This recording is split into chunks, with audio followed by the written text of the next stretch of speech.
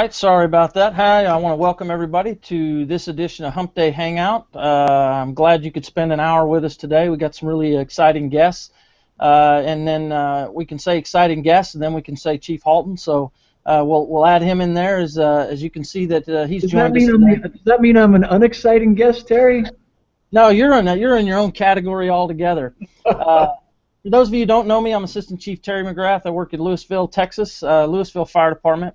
I joined Chief Lasky a couple of episodes ago, and we're gonna tag team this thing.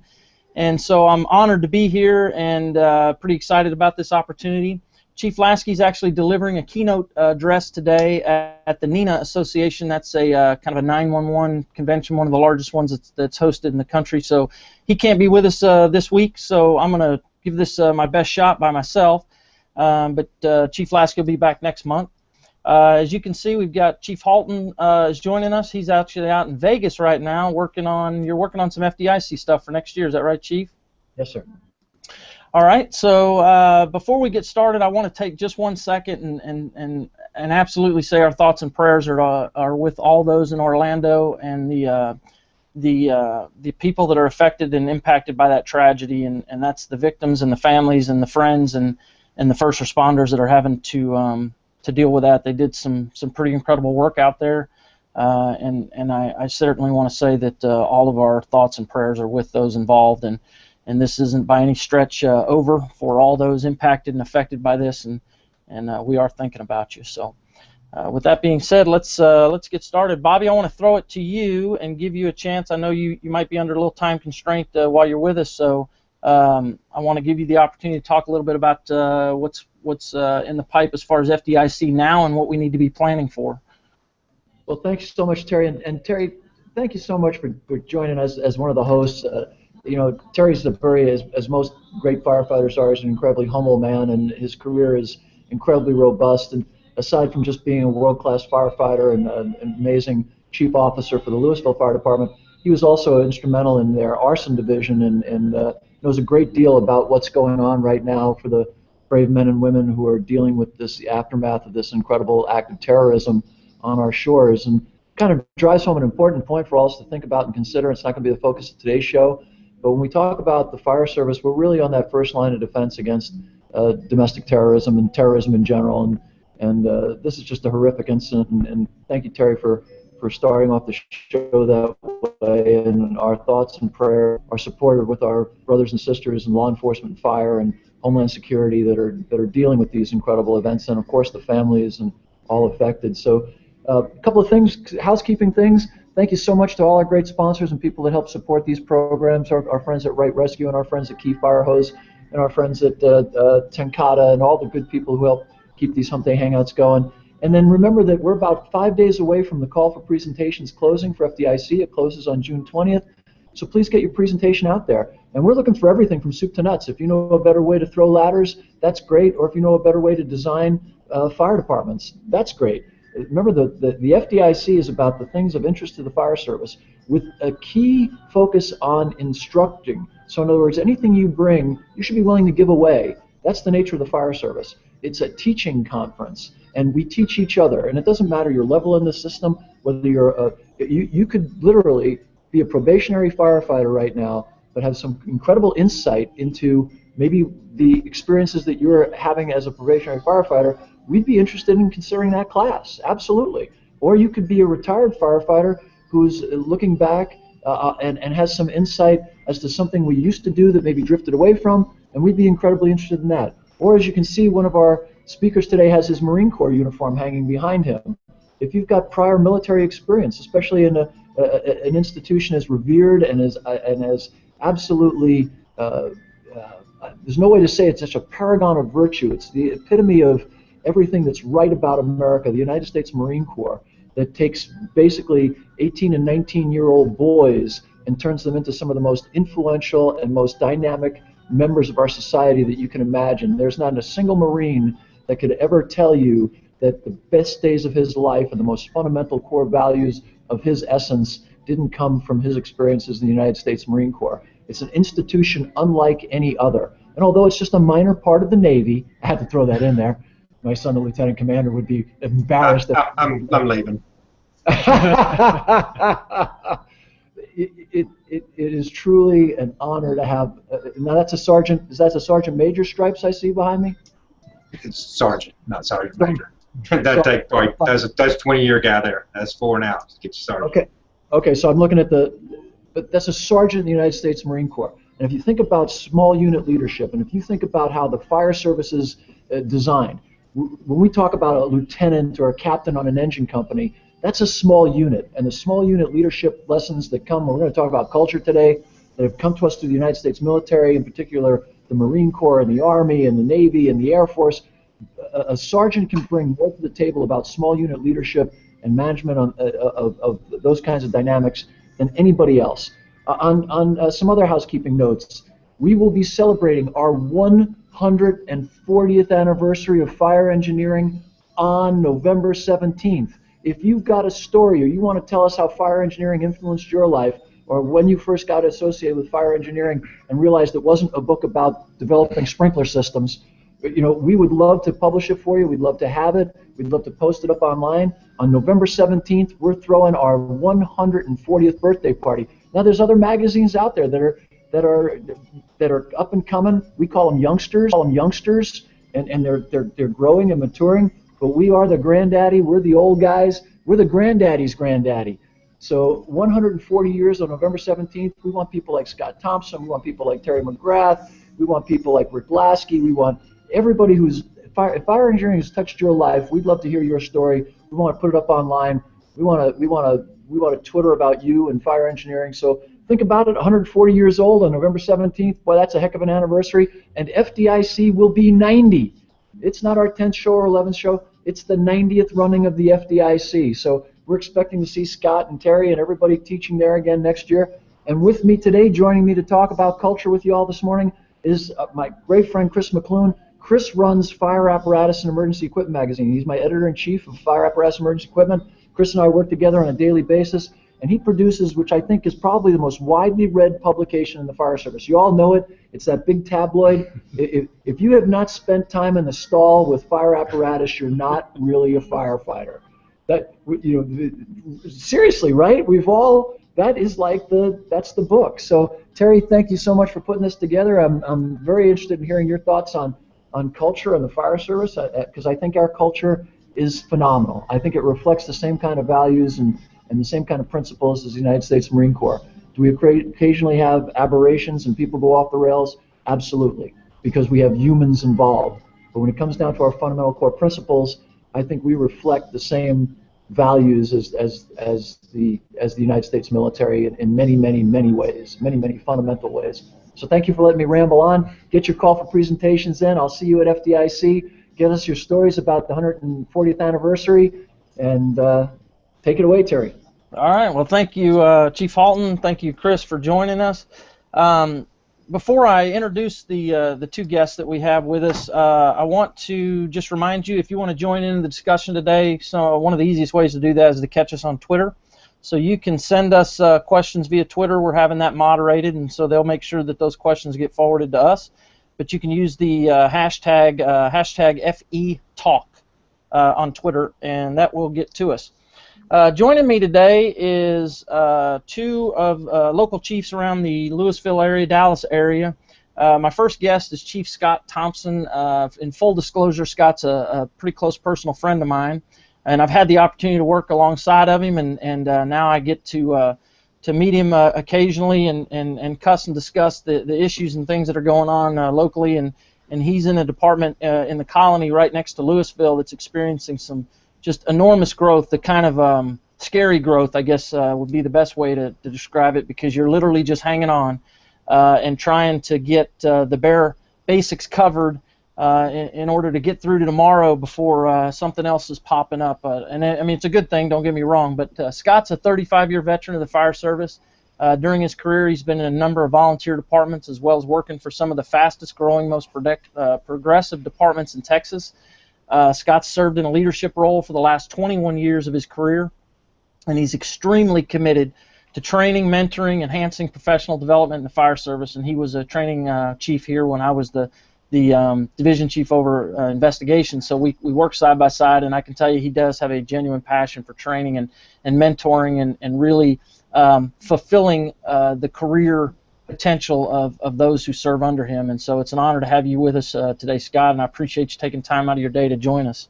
Thank you for that, Terry, and thank you for having me on. All right, and Scott's also a presenter at FDIC. He's been doing that since 2002. So if you make it out there to FDIC, look for his offerings out there. My other guest is Deputy Chief Marc Pate. Marc joins us from Plano Fire Department, which is a little bit east of us. He borders a little bit of on the other side of Scott. And Chief Pate has over 20 years in the fire service. He actually worked in Louisville for 3 years prior to moving on to Plano. He leads the operations section in Plano, which is about 310 field personnel operating out of 13 fire stations. Very progressive department, very well respected in this area. They do a lot of great things over in Plano, and it's an interesting city. And they themselves are undergoing a lot of commercial growth and city infrastructure growth. And Marc, I think, recently moved into this position as the operations chief from, I think, battalion chief level, and so I think he's getting the perspective lesson from looking at things from maybe a different set of glasses. So it'll be interesting to hear his ideas and thoughts today on what we're going to talk about. And I don't want to dismiss the fact either that Bobby mentioned the Marine Corps uniform hanging, and I know Marc served in the United States Marine Corps, so I'll first say thank you for your service to the country. And Scott's son is currently serving in the United States Marine Corps, so I appreciate both of those individuals and for what they do for us on a daily basis. So today, our discussion, I wanted to talk a little bit about culture, and I wanted to I brought Scott on in particular because this is kind of a passion of his, and he's been spending a little bit of time working on it. Maybe it's a little bit because of taking over in the organization where he's the chief now. The city has experienced enormous growth, particularly due to a large commercial or a development there that has really just driven this city and this department in an absolutely new direction, and it happened quickly. So I think Scott faces a lot of challenges in his department. He took over for a chief that had been there for a long time. And Scott, why don't you jump in here and just tell us a little bit about your move into the colony and trying to walk in there and kind of respect what was there, but also start to mold it into what your vision of what you wanted it to be and how that's working for you. Sure. And again, thanks for all the kind words, Terry. You know, Bobby had it right, and Chief Salka wrote an article a while back. I think the American Fire Service, the culture of the American Fire Service is great, and it's very healthy. I think we tend to mess it up a little bit on the local level. We tend to lose kind of track of what our priorities are. I've been very fortunate. I've worked for some great fire service leaders, Rick Lasky, Bill Strickland, Bill Peterson, a two-star general up in Corinth who was my city manager. So I got to see a lot of things done different ways. When I came to the colony, it was very clear that we were going to face some tremendous challenges, and I felt it was my responsibility to position the organization to deal with those challenges. And you're right, I wanted to respect that which was in place, but I had a very clear vision of what I thought fire service success was. And so my goal, my mission, my purpose, and this is my last, this is my bottom of the ninth, and I'm going to go out swinging, but I wanted to try things differently. and you mentioned breakthrough change, so we decided, the leadership team, that we're going to kind of go outside the box and do things a little differently, and we've had success with that. Now that only works in the colony, Texas, but we've been able to take our promotional practices, some of our deployment practices, we're implementing some of the science, and we're trying these things, but we're all targeting it for what we see the future being in the next 4, 5, 6 years. And so we're respecting what was, but we're really bringing in some new ideas, and we're trying to make that part of the culture so that day in and day out we're reinforcing the values, the vision, the purpose, and what we're all about.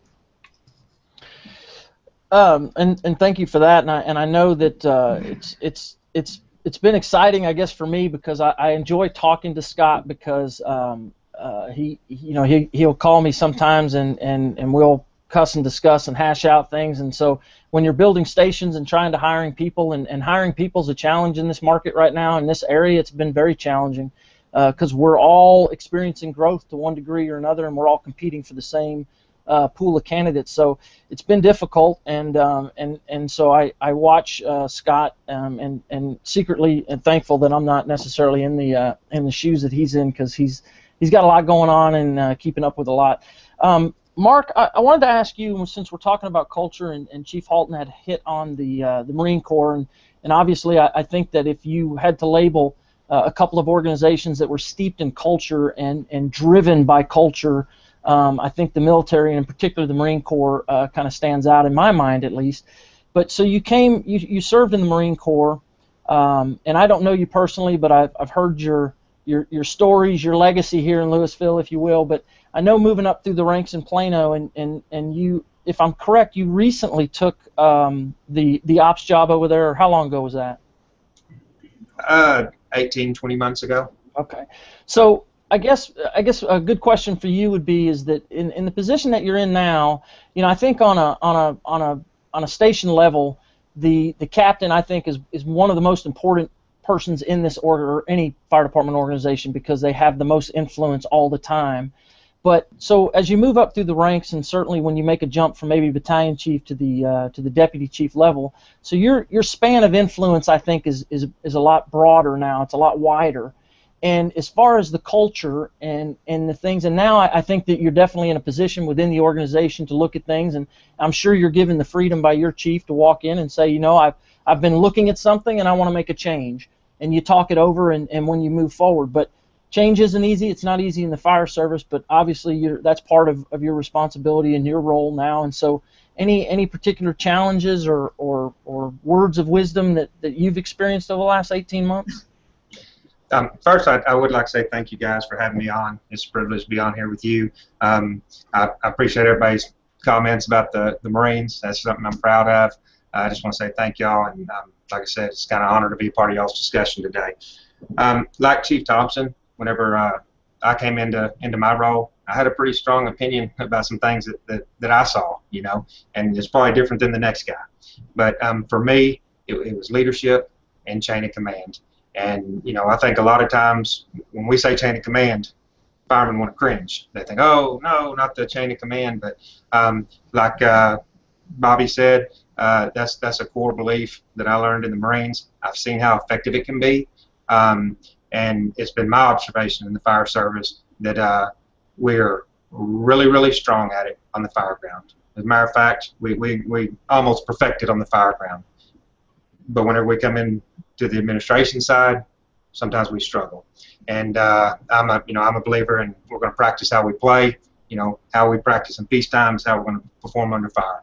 And so that's one thing that I saw right off the bat that was out there for grabs when I came into my position, is trying to really focus on using those channels and empowering those people below you to do their jobs. So that's interesting. I guess, and that leads into one of my notes that I had here, because when I think about culture in a department, I don't think of one word, I guess, and use culture to say, well, this describes our organization across the board, because I don't think that's true. I think that you can have some internal culture, and I think you can have the culture that maybe the public's or your customers are exposed to. But I guess one of the things, and anybody can weigh in here, is that the cultural part from the top of the administration, the top of the department going down, or the culture from the bottom going up. And I say that because I think there are departments out there that have maybe an administration that's more steeped in their traditions and a culture that maybe hasn't molded or transitioned into what the fire service and what the needs and the requirements are today. And maybe there's younger officers out there that are doing a lot of training. They're reading a lot of the literature. They're attending FDIC, and they're exposed to a lot more. So they come back to their organization and say, I think we need a change in a particular area. So what's your thoughts on I guess embracing, and I guess I'm hesitant on saying this because there are the faction of people that say, well, going along with the chain of command, you follow orders and you wait and you're told what to do, and then you execute it, and you do so according to your training and your policies and that sort of thing. But at some point there has to be a line of discussion and a chance, I think, for maybe others in the organization, particularly younger guys, and I think that that sometimes we can do a good job of excluding some of the people that to me are the most important, because I'm a very big believer in when someone starts new in your organization, give them every step to succeed. Don't beat them down. I make this analogy all the time. This is a dangerous business, and the fire, the car accident, none of that cares whether you've been here 1 year or 20 years. You have to make decisions, and it's stressful, and you have to be able to rely on the things that you know and that you've been trained to do. So when it comes to culture, I guess, how do you meld all that together to say that we want to move in one direction together, but you want to be able to kind of take it all in and make the best decisions for the organization? If I could jump in. Okay. Sorry. One of the things that Scott mentioned a few minutes ago, and I think that's actually kind of critical to what you just asked, is that clarity of vision in terms of that at the top, that clarity of vision as far as where that person at the top, where he or she sees the fire department, where he or she wants it to go, that plan of action to take, and then as it permeates down, that will help establish that culture. I think you're right. The culture of the fire service overall is not bad. It's when you get down to those local levels and how those leaders at the top handle that, and if they don't have that clarity of vision, if they haven't made that vision clear to everyone, and to be open to opposing views of what that vision is, then that's where we get into trouble, and that's where that culture kind of doesn't fall apart, but it splinters a little bit. I have a little bit of go ahead, Bobby. No, go ahead, Marc. Go ahead. I'm sorry. I was going to kind of clarify just a little bit, and sometimes when I say chain of command, man, that covers a bunch of stuff in my book. But to me, I look at it like a firefighter, and he's on a structure fire, and we have a supervisor and a company officer or whoever, and they take the chainsaw, they cut the hole in the roof. Well, in my mind, we've taken an opportunity for that firefighter to learn. It's like his turn to cut the hole, and so we let him cut that hole. And we've had our chance. It's his turn to play, and so he learns, and we're better as an organization. But whenever we continually jump in and do those sort of things, and we don't learn those lessons as young officers or drivers or whoever, and the higher up we go in the organization, the worse the ramifications can be. And then the next thing you know, we become deputy chiefs down there handling stuff down at the station level that maybe that captain or that battalion chief might have been able to handle. And so I see it as kind of when I say chain of command, I see it as like a leadership growth opportunity, and we just want to be real careful not to take that from the guys. It all goes into that empowerment and allowing them to do the jobs that we're asking them to do. If I could jump in for a second, I think there's a couple of things we're talking about here that get conflated. In other words, there's organizational climate, how that particular organization deals with evolution, how they deal with growth, how they deal with optionality. In other words, how open they are or not open they are. And that, in large part, has to do with the command and control aspects, as Marc's talked about, and also the leadership aspects that Scott was talking about a little bit earlier. Very critical stuff. So there's climate. Culture is a much broader term that people use, and that involves principles, values, artifacts like our helmets, our fire trucks, our stations, our uniforms, and then there's what's called normative behavior. And so oftentimes what happens is people confuse normative behavior for culture, and normative behavior has much more to do with organizational climate. In other words, what you allow to happen within your organization, as Marc was just talking about, where chief officers are doing the role of what a company officer should be doing, that's an organizational climate that's gotten out of kilter and needs to be realigned. And that can happen with a good, strong command and control leadership program, but it also requires buy-in and communication of the principles and values that support it throughout the organization. So I think what we're seeing now, and in large part, is a reflection of what's going on in society, where people are starting to shift their, and that happens. I mean, you know, our society, the fire values and principles and are still sacrosanct. They're still the same as they were in 1916 and 1917. But what's changed is our technology and some of our societal norms and some of our positions on things have evolved, obviously, since 1917, which is fine and good and proper, and it's as it should be. But what will always be improper is the vilification of someone because they disagree with you, or the vilification of something because it challenges your perception on something. I think the best comment that was ever written by a firefighter was actually written by Ben Franklin, and he wrote it at the conclusion of the Constitutional Convention. And what he said was, he wrote it in a paper to a man named Wilson, read it because he was too ill to be there, and he said that, I don't agree with everything that's in the Constitution as it's written now, but that does not mean that I might not someday agree with it. He said, having grown older, I tend to rely more on the wisdom of others and their opinions that I did in my youth, which is a natural evolution as we go through in life. We become more, we actually become much more broad-minded and open in our senior years than we are in our younger years. Our younger years, people believe that they're more broadly open, but they're very idealistic and they're very easily influenced, and they basically are, as Jefferson called them, the most dangerous people in the world because they've read one book. As you move through life and your experience base increases, you find that there's value in almost every opinion. But what's not acceptable in fire service culture is a resistance to evolution, and that's what Scott was talking about. We evolve constantly. When I came on, we didn't have hazmat, we didn't have high-angle rescue, we didn't have confined space. Paramedicine was just beginning. Today those are commonplace, they're a given. And tomorrow we'll have other stuff, and that's okay. And when we talk about tactics, you have to remember that as long as you have skin in the game, it's okay to have an opinion, because your life depends on those tactics. And if you want to look at a man who understands the value of experience, read Nassim Taleb, probably one of the most intelligent people in the world. And he writes extensively, one of the most educated people in the world. But he values experience far more, especially for people with skin in the game, than Ivy League intellectuals, who he calls the Soviet Harvard intellectuals, who opine about it, but they have no skin in the game. It's easy to throw out theory if you have no skin in the game. We have skin in the game.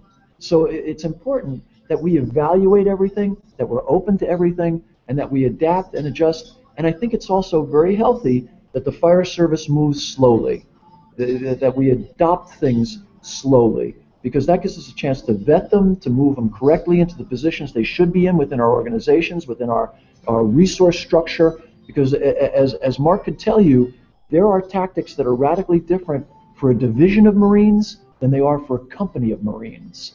And that has to do with tactics and applied tactics and grand tactics, and we need to understand that very robustly in order to have intelligent discussions. It's not one way or the other. All we're doing in today's tactical evolution is investigating more alternatives, more optionality, which is a really, really good thing. Being closed-minded or idealistic or ideological on one side or the other is not acceptable. You know, I agree, Bobby, everything you're saying, and I guess I look at culture as kind of how we internalize and externalize a little bit, and to put things into more concrete in measuring the impact of culture. And Chief McGrath talked a little bit about our ability to hire and retain great people. The way that we manage culture in the colony, and we've done some climate surveys and things like that, and we certainly look at behavior, but it's kind of an umbrella that represents the things we stand for. And, you know, we're one of the lower paying departments in the Metroplex, and we haven't had anybody leave in 7 years. And we just hired 8 candidates, and we got some of the best we ever had. But what was interesting was while we were interviewing our candidates, some of the things that they were drawing to, training was very important. I said something a while back about we have to make training personal. I've expanded that to say we've got to make this job very personal. And so as a fire chief, I believe it's my job, number one, for that vision, our purpose, but I manage the culture every day, and I think we sometimes get so involved in building, buying, and hiring and promoting that we let things kind of get away from us. So when I use the term culture, we always hear when there's a close call or a line of duty death, we have to change the culture. And you're right, we use that kind of an umbrella.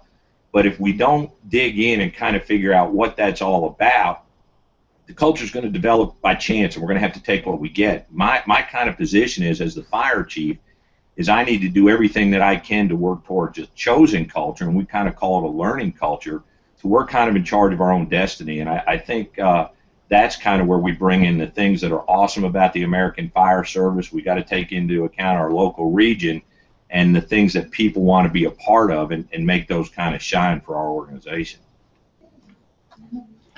You know, that it's something interesting there, Scott. And I think back on, you know, as I mentioned earlier, I get very, I guess, one of the things I watch very closely is how we're bringing in a new firefighter into this organization. And so sometimes we hire a one or two at a time, and then sometimes we're doing an 8 or a 10, and we got 5 openings right now. We'll do 18 here within the next probably 12 to 16 months. But it's important to me, again, because when we bring someone into the organization, and I think that we always need to remember that we're trying to, number one, make sure they're successful. We want to make sure they have the tools, the resources, the training, education, the support that they need to go out and do what the public sees 99% of the time, and that's firefighters helping people and doing the great things. You know, that YouTube video or the TED Talk video that goes around, I can't think of his name. His first name is Drew, but he does his lollipop moment analogy, and it's interesting because I think within our own organization we do draw towards big things and look for the enormous things, and maybe don't celebrate enough. Do you have to leave, Bobby? You good? Okay. All right. Sorry. You know, I call that curb appeal, Terry. We worry about curb appeal. Yeah, no, absolutely. And you know what? And I'm guilty of this myself. Is that, do we take the time to celebrate the? You know, I mean, listen. The mere fact of when you watch firefighters work on a fire ground, it's some of the most terrifying moments of your life. Sometimes when you're task focused, I always say, you know, you get in there, you're the one chopping the hole, as Chief Pate was talking about. You're focused on that, and that's got your attention. And so that's the moment you're in right there. When you're standing in the yard watching it all take place, it's terrifying sometimes. And so I think that it's cause for celebration in the fire service that we got through a day, and we're doing it well. We're doing a lot of good work for a lot of really deserving people, and I don't think sometimes we take enough time to take in those moments and to really you know, celebrate those times which happen a lot. And I think that as far as how that relates to bringing new people into your organization is to make this, you want them to buy into what we're doing, and you want them to buy into the career that they chose. My wife's a police officer, and I've told her this before, is that if you come into this line of work as a police officer, firefighter in the military, and you do it for reasons like you just like lights and siren, or you like going to fires, it's exciting. Like I said that for the first 10, 12 years of my career. But there's a high price of failure with this profession if you're not in it with your mind, your heart, and your soul. And I think that kind of goes with what the cultural message of your organization should be, and that's, we take this seriously. We're going to have fun, and we're going to enjoy the moments that makes firefighting fun. But we're also going to to celebrate when we need to celebrate. But we need you to buy in, and we need you to understand that this is bigger than ourselves. And I think that's kind of a challenge sometimes with the top of the organization, is making sure that the bottom of the organization is on board with that. I think one thing is that we have to make that culture clear, because a lot of times we just kind of meander about and don't really know what's expected. We just kind of, I do my thing at my station, you do your thing at your station. But when you have that clear-cut objectives, it just makes everyone's life so much easier. And I'll give you an example of what I'm talking about. Chief Thompson, you got to work with Chief Peterson as well. And I recall, every year he would give us a State of the Union or State of the Department address, similar to the President's. And in that, he would talk about customer service. And we talked about it so much that it just became a strong part of our culture. And it wasn't just the fact that he talked about it, but we all started to believe in it. And we also got to, opportunities to see that he put his money where his mouth was. I recall a time when I was out weed eating at Station 2 and busted a lady's windshield, and Chief Peterson actually showed up on scene, wrote the lady a check, and sent her home. And from that point on, I understood what he meant about customer service. And so it's we don't just talk about it, but we have to kind of live it at the top. And that's kind of, what you're right. Bobby, you want in? Yeah, and that's a perfect segue. I got a really incredible opportunity right here. We talked about customer service, evolution, and all of that other good stuff. Look what we're doing right now, a Humpday Hangout where we're communicating with literally hundreds of thousands of firefighters instantaneously, getting feedback live on my phone, on my Twitter feed from firefighters who are actually quoting some of you and sending it across the Twitter universe, reaching probably another 200,000-300,000 people. That's really important. But while I wanted to introduce the guest I just brought in here, I've got my good friend Toby Matthews, who's with Key Fire Hose, who sponsor these Humpday Hangouts. They're one of our leading sponsors. And you want to talk about evolution. Here's a company that's on the forefront of getting us some of the greatest fire hose in the world, that has everything from cotton jacketed to extruded. They can tell you about the friction loss. They can design hose for you for specific instances, whether it's large diameter commercial, brigade firefighting, whether it's wildland firefighting. When we have a company like Key Fire Hose and we're talking about the culture of the fire service, we sometimes forget that our culture, as Marc just eloquently talked about, is about customer service. Well, part of our customer service is the customer service we get from people like Key Fire Hose, but also the customer service we get to them, talking about our angst and our issues. Right now, Key is deeply involved in the whole issue about burn-through rates and what we can do to get hose that's a little more resistant. But what's so great about a company like Key is we tend to be incredibly emotional, and they help us to moderate those emotions and give us perspective.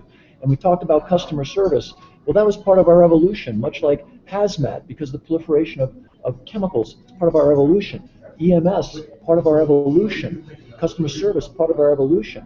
And now these electronic communications and what we're doing with these Humpday Hangouts. And I want to bring on Toby really quickly, just because Key is one of our biggest sponsors, one of our strongest supporters of FDIC. They're doing all kinds of great stuff with us, and they understand communication. Toby in particular understands communication, so I wanted to give him a minute. It's rare that we actually can corral one of our great sponsors and one of our great spokespersons, and a guy who really digs the fire service and gets it, and have him available with us just to give him a quick shout out. And can you give us a quick update on what Key is doing and what we can see in the future? Well, I happen to be on the NFPA technical committee, and Bobby's right. We have there's a big push in the NFPA right now to develop products that are more burn-through resistant, and we're trying to get the education out to the fire service that hose isn't just hose anymore. It's not a commodity like it used to be.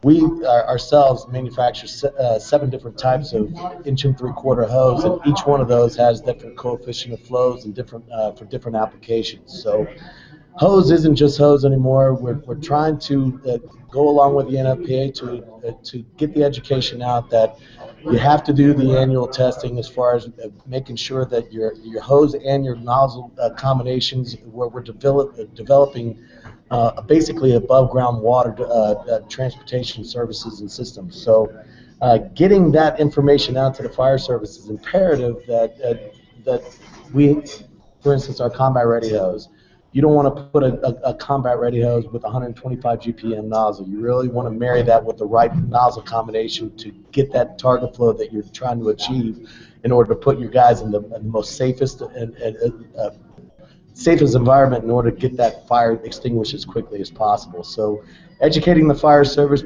marrying the right hose with the right nozzle combination is imperative.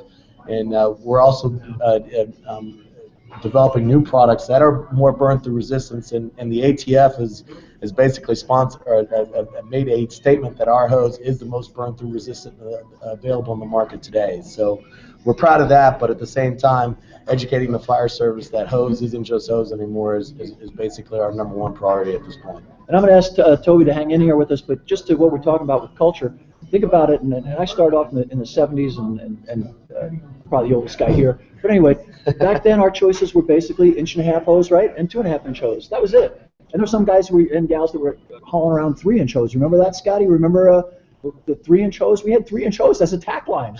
And now we've got 1.75-inch, we have 2-inch. And remember, Mark, I don't know if you're with us back in the days, but there was resistance to 1.75-inch hose. It was, it was like, what are we doing? And crosslays didn't exist, and now we've got crosslays.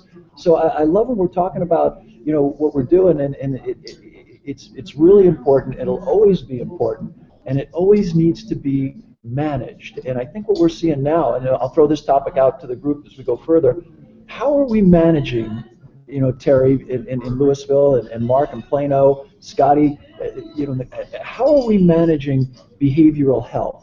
Because that's a huge issue. Now we know about cortisol levels, we know about post-traumatic stress, we know about post-traumatic growth, we know about all kinds of new issues. How are we managing our behavioral health? What are we doing culturally? Because the fire service has historically been a group of elitists, I will say, in a good way and in a pejorative way. We were elitists in that we take great pride in our excellence and our capabilities and in our functionality, much as the Marine Corps or the SEALs or the Rangers or any member of the military. But then we were also, in a pejorative way, we would exclude people for defects. In other words, if someone had depression or if someone was Asperger's or something like that, how are we going to manage that into the future? How are we become more inclusive? How are we going to serve our internal and external customers better in terms of mental health? And I'll throw that out to Terry. What do you think of that idea? No, and you know what, Bobby, I appreciate you bringing that up, and I think the last show that we were talking about, the fire service in general, and I had made the comment that we owe it to each other to come in and kind of be each other's keepers. I think there's responsibility on both ends of this, and I think this relates to what our organization is and what we represent ourselves to be, and that's we come in and spend a tremendous amount of time, money, effort, and energy to be prepared to respond to everyone else's emergencies, and we do really, really well at that.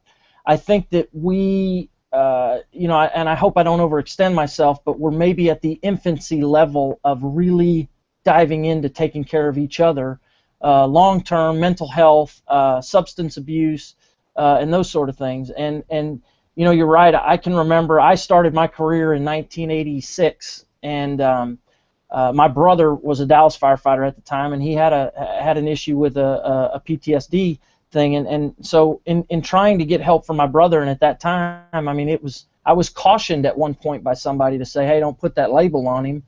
He's young here, and that's hard to overcome. I didn't really understand it at the time, and I do now, but that kind of, mentality or that actually exists now, and I know that it does. It still exists, unfortunately. And I think that's another big part of who we are and where we need to be, and probably that's some pretty big swings that we need to make as an organization or organizations to address that issue, which is just taking care of each other for the long term. Terry, we just had a discussion about that. I spent the last 2 weeks in the fire stations just having coffee and no agenda, and we're kind of struggling with some fitness issues and really aggressive training issues. And one of the things that we said is we're going to respect the longevity of our members to the same degree the passion of our new members. We have young guys coming in that really want to push the envelope as far as fitness and aggressive tactics and those things, which all have a place, but we got to consider the guys that have done the work and have been here 20, 25 years and trying to make it to retirement. And they made a lot of mistakes in the past because the systems didn't support the right way to do things. And I think when we're talking about culture, that's the biggest part of it, but it's definitely got to come from the top. We don't have a seatbelt problem in the colony. We don't have a PPE problem in the colony. we're very specific on how we come off the trucks. That comes from me. So you got to have some standards, but then you got to have accountability. You got to have effective supervision, and you got to have courageous leadership. And if those things come together around those standards, you're going to work out a lot of those problems. But like I said, it takes courage to sometimes do those things. And if we keep kicking the can down the road, we're going to be talking about the same problems 20 years from now. There's a lot of things we can do to make the job safer and the longevity of our members more secure. But we got to address those issues head on. We can't keep talking about them. Hey, Marc, let me ask you this, and I guess diving in a little bit of the Marine Corps mindset. But I think the fire service is a prideful organization. I think every member that comes in here is generally on the same page, and that is we're the guys that carry 50 bags of groceries into the house at one time because we're not going to make 2 trips. So we don't ask for help. We go out, and whatever the challenge is, we're going to get it done, and all that's well and good. But I think that at any time in an organizational lifespan, and of course in any individual's lifespan, there's times that you got to look in a mirror and you got to go, okay, I got to fix something here. So I guess how do we address the organizations that maybe are resistant to any kind of a major impactful swing on their culture, or making changes within their organization because they view that as failure or they view that as weakness?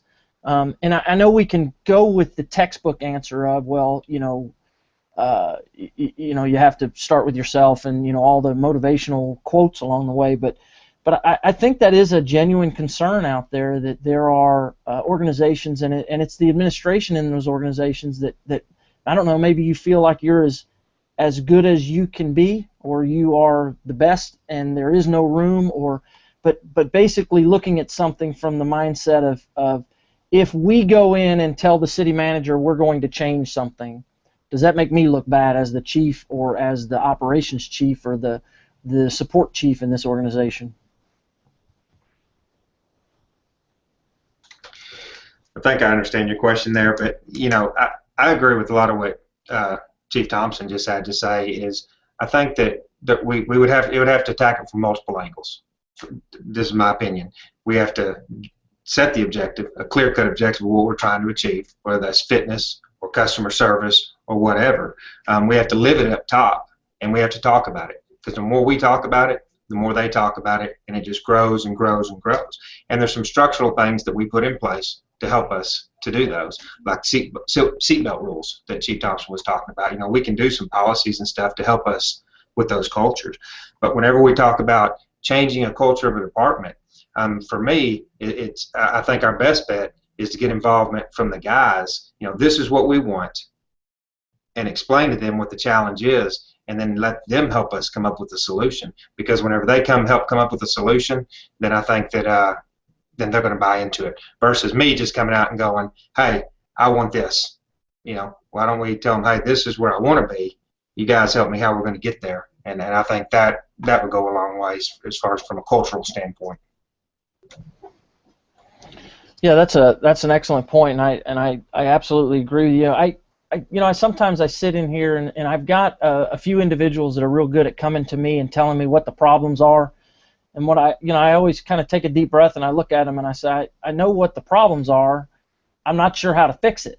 So when you come in here with the problems, let's figure it out, and let's figure it out together. And that's one of the things I think at the end of the day, a decision has to be made, and once that decision's made, we have to own it. We have to make it work. We have to take the responsibility for the decision. But getting up to the point of that decision, when it comes to what kind of organization we are, where we're headed, I think that we have to have that buy-in. And you're right. I think that the more people that are involved in the discussion and get to have the skin in the game, as Chief Halton was talking about, will certainly help us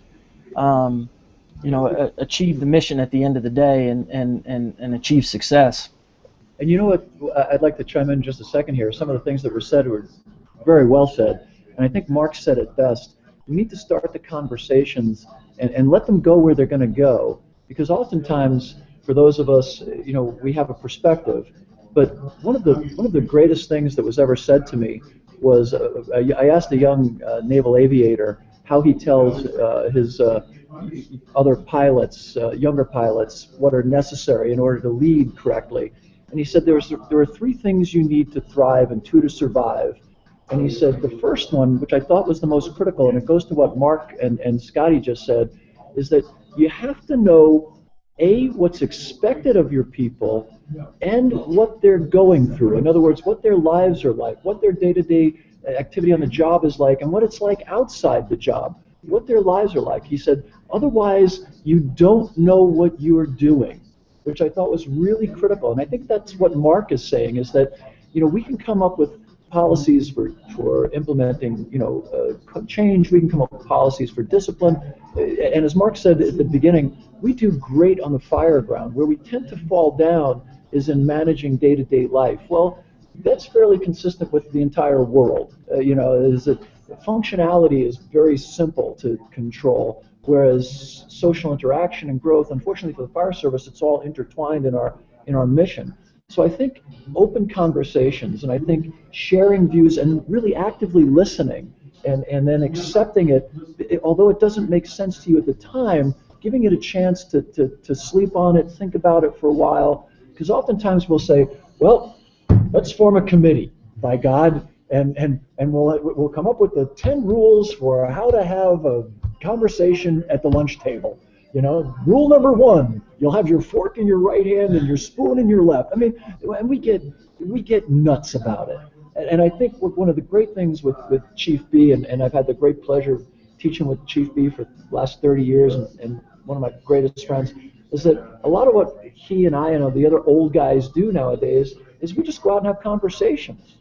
We just let people talk, and we try to listen, and it's fun because, I always laugh when I hear people talk about this generation.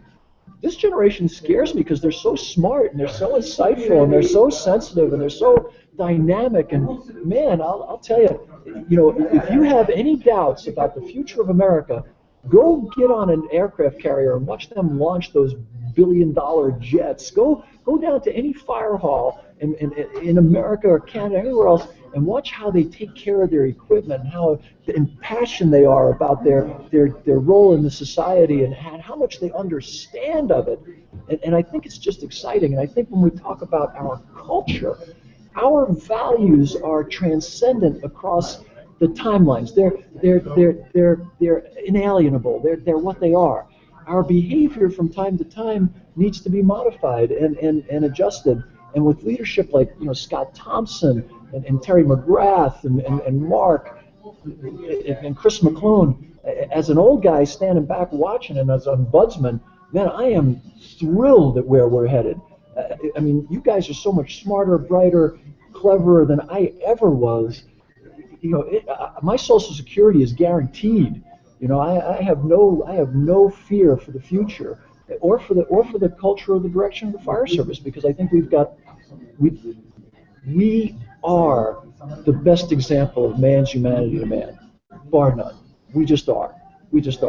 So I think culturally, if we listen to people like Marc and Terry and Scotty, and we continue to have the conversations, not dictate what we believe to be the solutions, but allow the solutions to come from the bottom up, we're going to be okay.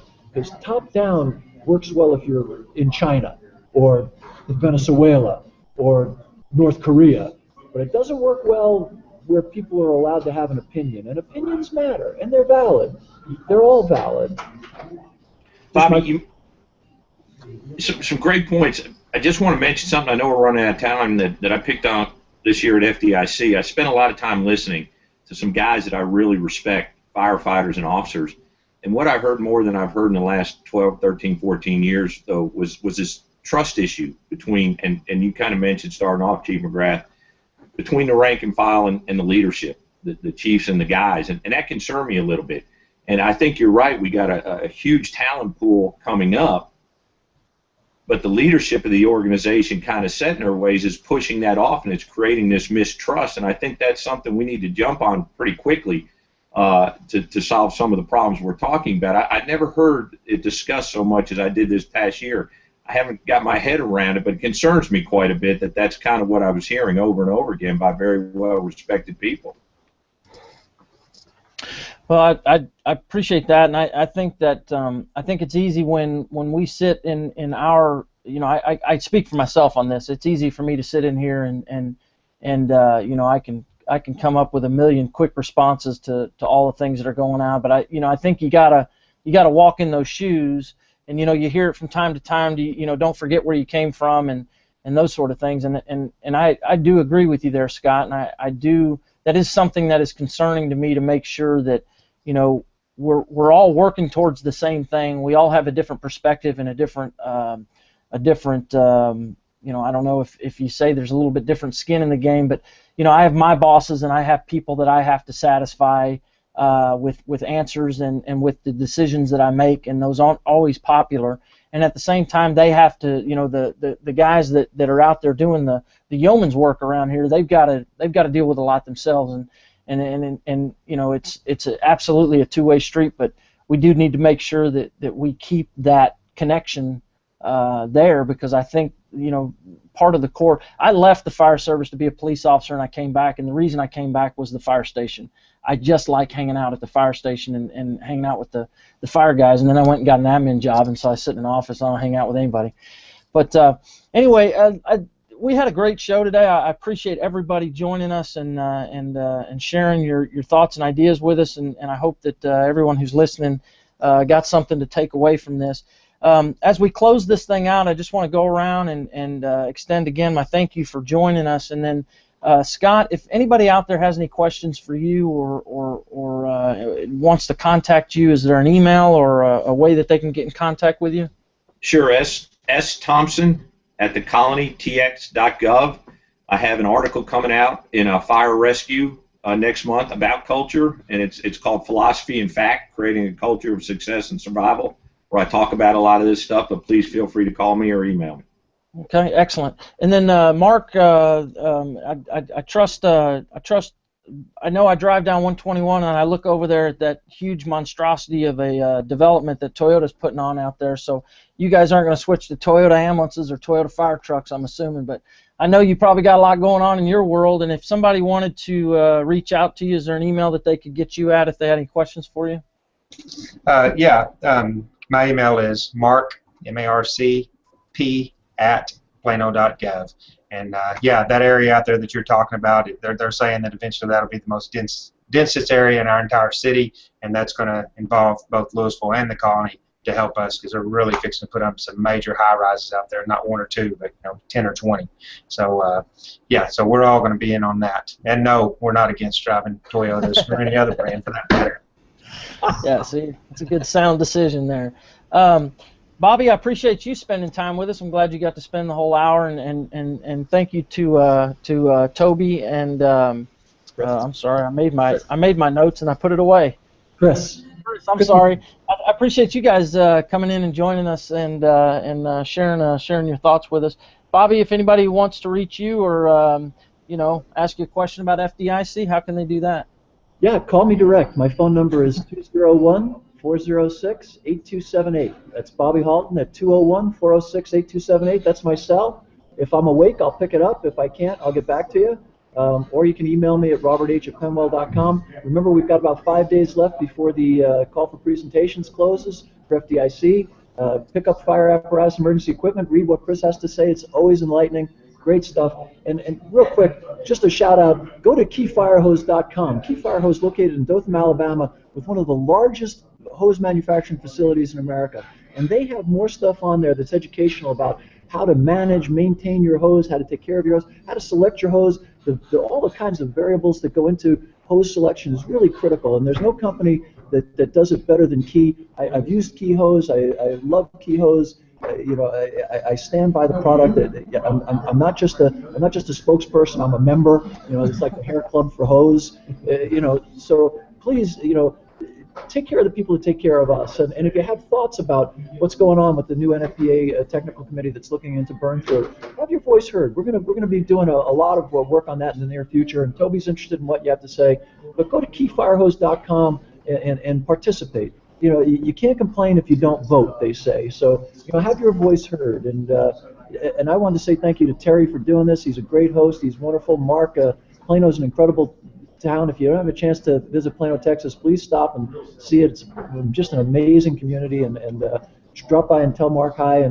And there's nobody I like more than Scott Thompson. I got to tell you, he's Scott and I have been kicking around now for 20 plus years, and always amazes me what an incredible family man. He's got great children who are now firefighters, and he's an icon of the fire service, an incredible instructor. And I have an article which I edited that's coming out in Fire Rescue Magazine about culture that I edited.